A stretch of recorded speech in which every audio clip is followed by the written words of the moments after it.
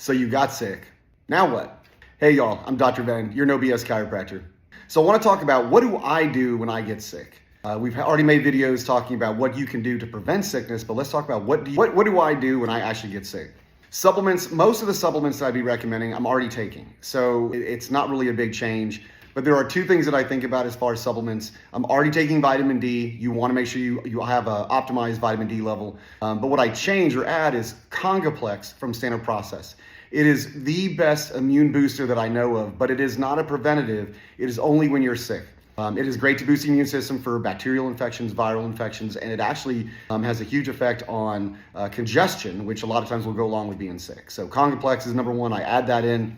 The second thing, if it's a virus or if I think it's a virus, I will increase my zinc intake, or if I'm not taking zinc, I will get some zinc in me because zinc has a huge impact on fighting viruses specifically. So that's the second thing I do. And everything else that I'm already doing. So I don't really change my supplements a whole lot. Food. One thing you need to understand is when you're fighting a sickness, your body is very tired and it's using all of its available energy to fight the sickness. When you eat, especially if you eat a big meal, it actually takes a lot of energy for your body to process and digest food. So unless you feel hungry, which a lot of times when you're sick, you're not going to feel hungry anyway, do not force feed yourself. And it's okay to fast with food for a short time.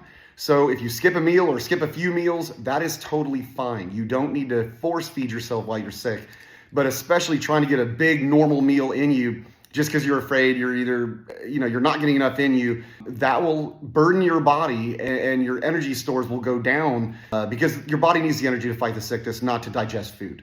So I would say light foods, if you're going to eat something, it needs to be very easy to digest. Or if you're not hungry, don't eat. Simple as that. Liquid. You do need to be drinking water. You need to have some kind of liquid coming into you because especially with a fever, your body's going to be using up your available water stores in your body. I highly recommend that you have an electrolyte in your water. Now, you can either do that by adding like element salts to it. You could add they have electrolyte tablets they sell on Amazon. There's a lot of ways you can do that, but I do like to use water with some kind of electrolyte added to it to make sure you're getting that especially with a fever while you're sick. You do need to be forcing liquid intake. You do not want to get dehydrated while you're sick. And electrolytes are important, so make sure you have some kind of electrolyte added to it.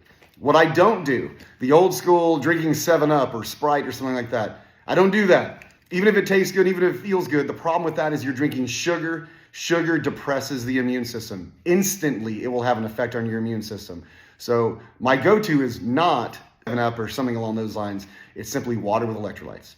And then the last thing is simply rest. I know that sounds almost cliche and so simple, but when you're sick, the number one most important thing you could do is just go lay down and try to sleep as much as you can.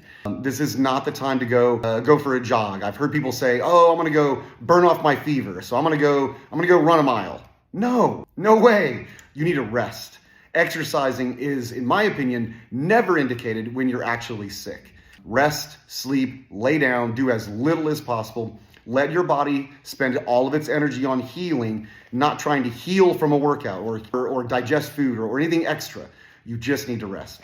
The last thing is temperature.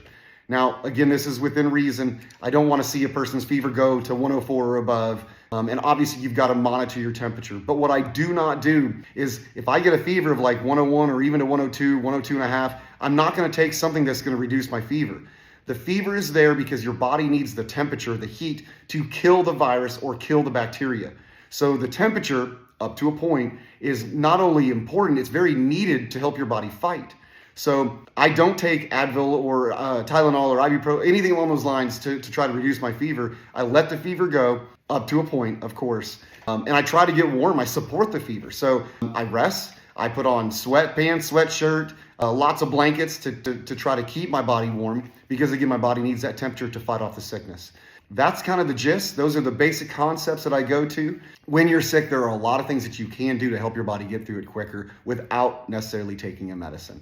Now, obviously, this is not advice for every indication or every sickness that you have because there are times and a place where you do need to see a medical doctor and you do need to seek help.